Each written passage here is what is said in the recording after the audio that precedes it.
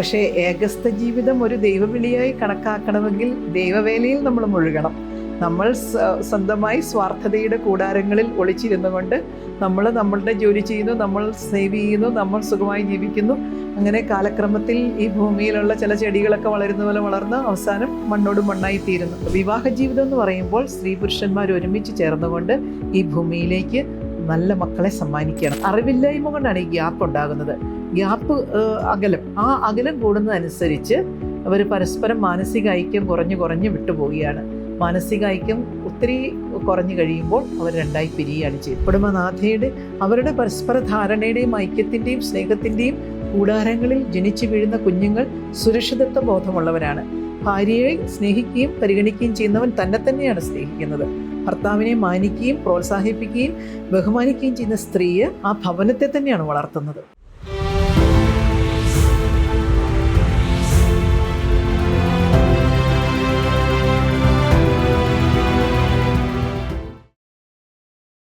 മാം, പൊതുവെ ഇപ്പോൾ നമ്മുടെ കൂട്ടുകാരുടെ കാര്യങ്ങളൊക്കെ ആണെങ്കിലും നമ്മൾ അറിയാവുന്നവരുടെയൊക്കെ ഇതെടുത്ത് നോക്കുമ്പോൾ കാണാൻ സാധിക്കുന്നത് അവർക്ക് കല്യാണത്തോടൊക്കെ ഇപ്പൊ നമ്മുടെ ധ്യാനങ്ങളൊക്കെ കൂടുമ്പോഴാണെങ്കിലും പറയാറുണ്ട് 3 വിളികളുണ്ട്. ദൈവവിളിയിൽ തന്നെ പൗരോഹിത്യം, പിന്നെ സന്യസ്ത വ്രതം പോലെ തന്നെ കുടുംബജീവിതം പോലെ തന്നെ ഏകസ്ഥ ജീവിതവും ഒരു വിളിയായിട്ട് പറഞ്ഞു വെക്കാറുണ്ട്. അപ്പൊ പലരും അതിനെ തെറ്റായ രീതിക്ക് വ്യാഖ്യാനിക്കുന്നതായിട്ട് കാണാറുണ്ട്. ഡൈവോഴ്സ് റേറ്റ്സ് കൂടുന്നതായിട്ട് നമുക്ക് കാണാൻ സാധിക്കുന്നുണ്ട്. അപ്പോൾ അതിന്റെ ഉള്ളിലുള്ള ആ ഒരു എന്തുകൊണ്ടാണെന്നുള്ളൊരു കാരണം ആൾക്കാർ മനസ്സിലാക്കാതെ ഡൈവോഴ്സ് കൂടുന്നതുകൊണ്ട് ഞാൻ കല്യാണം കഴിക്കുന്നില്ല, എനിക്ക് കല്യാണം വേണ്ട, ഏകസ്ഥ ജീവിതം ഒരു വിളിയാണല്ലോ എന്നുള്ള രീതിക്ക് തെറ്റായി വ്യാഖ്യാനിക്കുന്ന ഒരു ട്രെൻഡ് ഇപ്പൊ കണ്ടുവരുന്നുണ്ട്.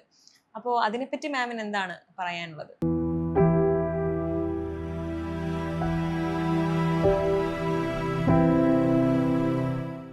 ഏകസ്ഥരായി ജീവിക്കാൻ ആഗ്രഹിക്കുന്ന യുവജനങ്ങളുടെ എണ്ണം കൂടി വരുന്നുണ്ട്. പക്ഷേ ഏകസ്ഥ ജീവിതം ഒരു ദൈവവിളിയായി കണക്കാക്കണമെങ്കിൽ ദൈവവേലയിൽ നമ്മൾ മുഴുകണം. നമ്മൾ സ്വന്തമായി സ്വാർത്ഥതയുടെ കൂടാരങ്ങളിൽ ഒളിച്ചിരുന്നുകൊണ്ട് നമ്മൾ നമ്മളുടെ ജോലി ചെയ്യുന്നു, നമ്മൾ സേവ് ചെയ്യുന്നു, നമ്മൾ സുഖമായി ജീവിക്കുന്നു. അങ്ങനെ കാലക്രമത്തിൽ ഈ ഭൂമിയിലുള്ള ചില ചെടികളൊക്കെ വളരുന്ന പോലെ വളർന്ന് അവസാനം മണ്ണോട് മണ്ണായി തീരുന്നു. ഈ ജന്മത്തിൻ്റെ ഉദ്ദേശം എന്തായിരുന്നു? ദൈവം നമ്മെ ഈ ഭൂമിയിലേക്ക് അയച്ചപ്പോൾ ഓരോ വ്യക്തിയെയും ഈ ഭൂമിയിലേക്ക് ദൈവം അയക്കുന്നത് ചില നിയോഗങ്ങളോടുകൂടിയാണ്. ചില സവിശേഷമായ കാര്യങ്ങൾ ഈ ഭൂമിയിൽ നിർവഹിക്കാനാണ്.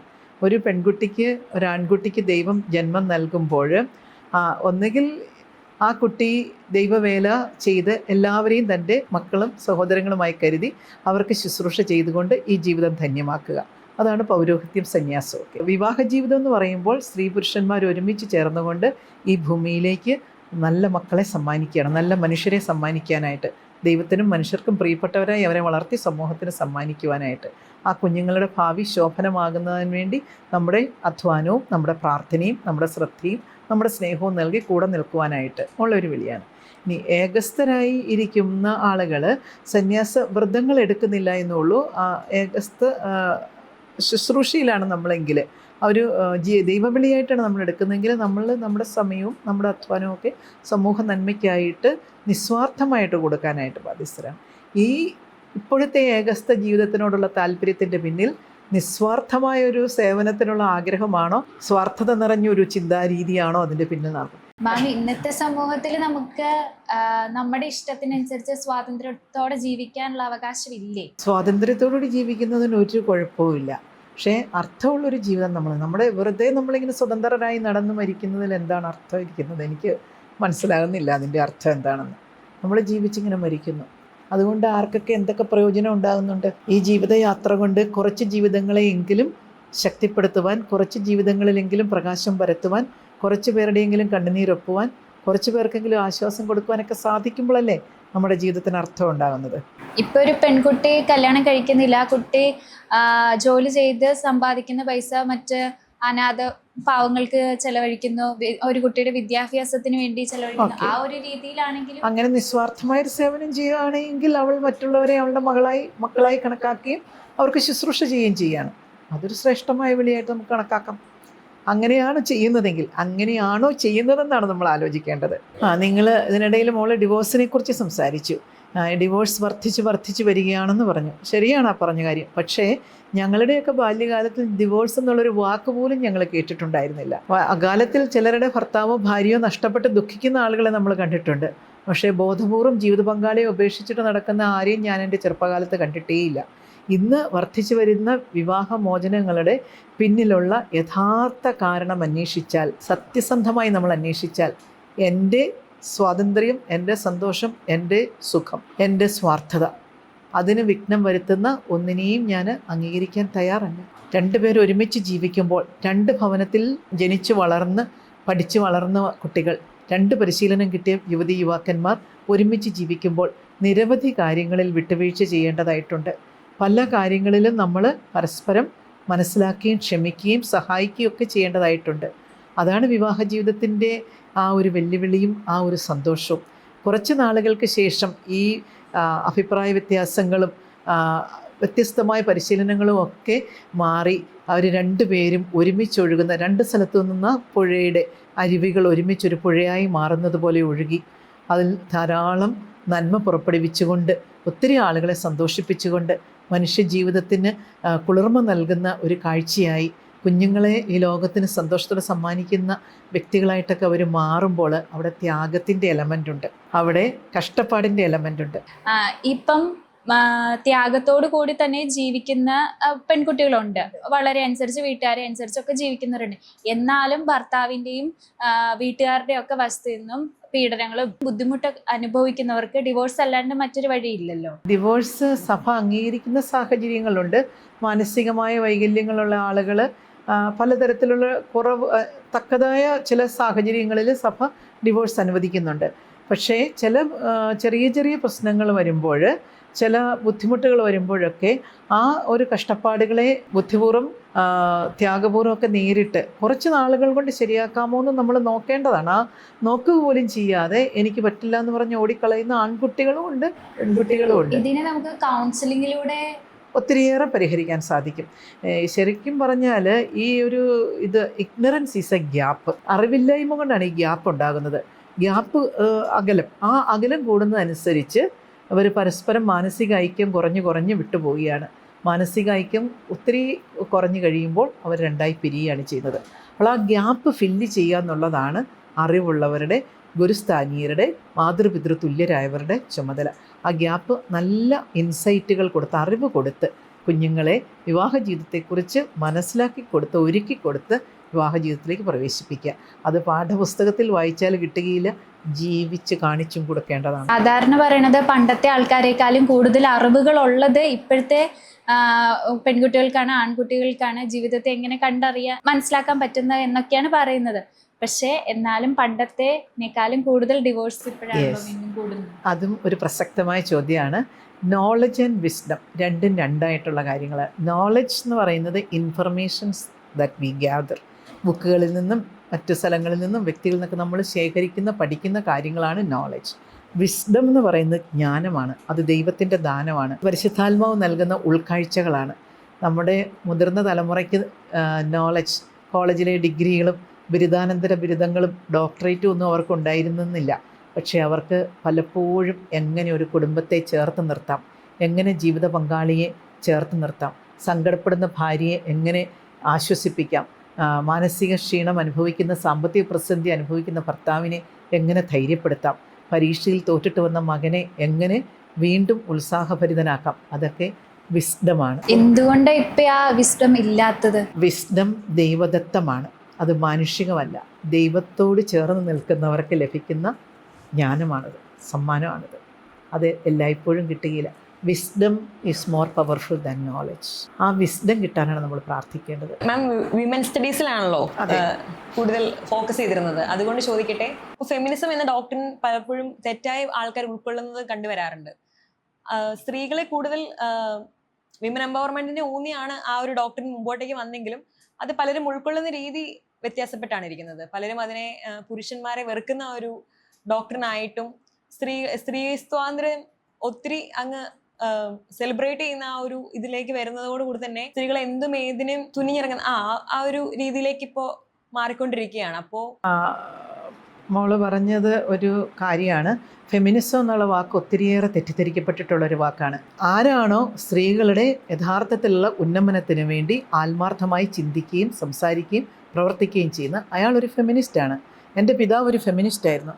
അദ്ദേഹം എപ്പോഴും പറഞ്ഞിരുന്നൊരു വാചകമാണ്, ആൺകുട്ടിയായാലും പെൺകുട്ടിയായാലും അവരുടെ കഴിവുകൾ പരമാവധി വളർത്തി മിടുക്കരായി വളരണം.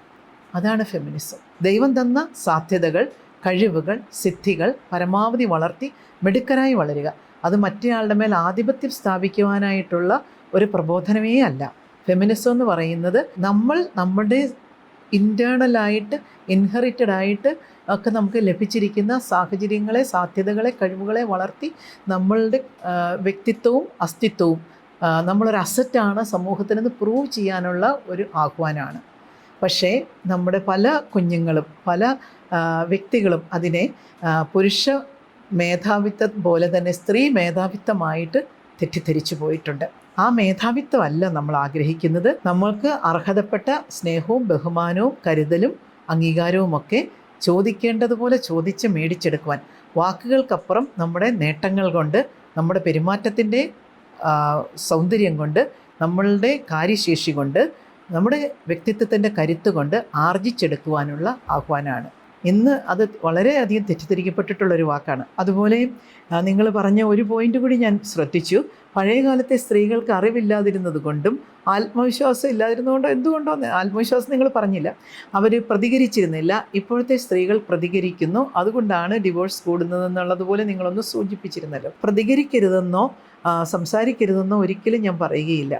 You can be assertive. നമുക്ക് അസർട്ട് ചെയ്യാം. നമുക്ക് ന്യായമായ അവകാശങ്ങളും ആഗ്രഹങ്ങളും നമ്മളുടെ നീഡുകൾ, നമ്മുടെ സ്വപ്നങ്ങളൊക്കെ നമുക്ക് ന്യായമായ രീതിയിൽ എക്സ്പ്രസ് ചെയ്യാൻ നമുക്ക് സാധിക്കും. ഒരു ഫാമിലി തന്നെ ഒരു ഡെമോക്രാറ്റിക് സിസ്റ്റമാണ്. അവിടെ നമ്മളെല്ലാവരും ചേർന്ന് ഒരുമിച്ച് ആലോചിച്ച് ആ ഭവനത്തിൻ്റെ നന്മയ്ക്ക് വേണ്ടി എല്ലാവരും ചേർന്ന് നല്ല തീരുമാനങ്ങൾ എടുക്കുന്നു. അവിടെ ഒരു ഒരു ലീഡിങ് റോളിൽ ദൈവം ആഗ്രഹിച്ച് വിശുദ്ധ ഗ്രന്ഥത്തിൽ പറഞ്ഞിരിക്കുന്നത് ആ ഭവനത്തിൻ്റെ പുരുഷനെയാണ് കുടുംബനാഥൻ എന്ന് വിശേഷിക്കുന്നത്. കുടുംബനാഥൻ്റെ ഒപ്പം തന്നെ കുടുംബനാഥയുമുണ്ട്. കുടുംബനാഥയുടെ അവരുടെ പരസ്പര ധാരണയുടെയും ഐക്യത്തിൻ്റെയും സ്നേഹത്തിൻ്റെയും കൂടാരങ്ങളിൽ ജനിച്ചു വീഴുന്ന കുഞ്ഞുങ്ങൾ സുരക്ഷിതത്വ ബോധമുള്ളവരാണ്. ഭാര്യയെ സ്നേഹിക്കുകയും പരിഗണിക്കുകയും ചെയ്യുന്നവൻ തന്നെയാണ് സ്നേഹിക്കുന്നത്. ഭർത്താവിനെ മാനിക്കുകയും പ്രോത്സാഹിപ്പിക്കുകയും ബഹുമാനിക്കുകയും ചെയ്യുന്ന സ്ത്രീയെ ആ ഭവനത്തെ തന്നെയാണ് വളർത്തുന്നത്. ആ മക്കൾക്ക് ആത്മവിശ്വാസം കൊടുക്കുകയാണ്. ഭർത്താവിനെ നിന്ദിക്കുന്ന സ്ത്രീയെ മക്കൾക്ക് ഇൻസെക്യൂർ ഫീലിങ്സ്, അരക്ഷിതാവസ്ഥ ഉണ്ടാക്കി കൊടുക്കുകയാണ്. അമ്മയെ പുച്ഛിക്കുന്ന ഭർത്താവ് കുഞ്ഞുങ്ങൾക്ക് തെറ്റായ മാതൃകയാണ് കൊടുക്കുന്നത്. പിതാവാണ് കുട്ടികളെ പഠിപ്പിക്കേണ്ടത് എങ്ങനെ സ്ത്രീകളെ ബഹുമാനിക്കണമെന്ന്. അപ്പോൾ അസർട്ട് ചെയ്യേണ്ട കാര്യങ്ങൾ മാന്യമായ രീതിയിൽ, സൗമ്യമായ രീതിയിൽ, ശാന്തമായ രീതിയിൽ പറയുന്നതിന് ഒരു കുഴപ്പവുമില്ല. പിന്നെ വാക്കുകളേക്കാൾ വാചാലമായ പ്രവൃത്തിയാണ്. Actions are more powerful than words.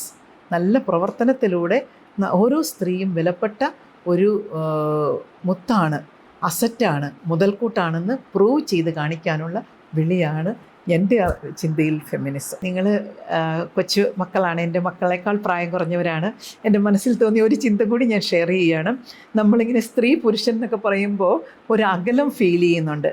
സ്ത്രീയും പുരുഷനും ഒന്നായി കഴിയുന്ന ഒരു കൂദാശയാണ് വിവാഹം. വിവാഹത്തിന് ശേഷം ഭാര്യ ഭർത്താവ് എന്ന് നമ്മൾ പറയാറുണ്ട്.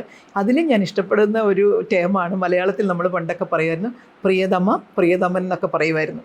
അത് വാക്ക് ഉറക്കെ പറഞ്ഞില്ലെങ്കിലും അത് മനസ്സിലെങ്കിലും ഉണ്ടായിരിക്കണം. എൻ്റെ പ്രിയപ്പെട്ടവൾ, എൻ്റെ പ്രിയപ്പെട്ടവൻ, എൻ്റെ ജീവിതത്തിലെ ഏറ്റവും പ്രിയപ്പെട്ടവൻ, എൻ്റെ ജീവിതത്തിലെ ഏറ്റവും പ്രിയപ്പെട്ടവൾ, ഞാൻ ഒന്നാം സ്ഥാനം നൽകുന്ന പുരുഷൻ, ഞാൻ ഒന്നാം സ്ഥാനം നൽകുന്ന സ്ത്രീ. അങ്ങനെ ആകുമ്പോൾ ആ വിവാഹ ജീവിതം, ആ ബന്ധം എത്ര ഭംഗിയായിരിക്കും, എത്ര സന്തോഷമായിരിക്കും.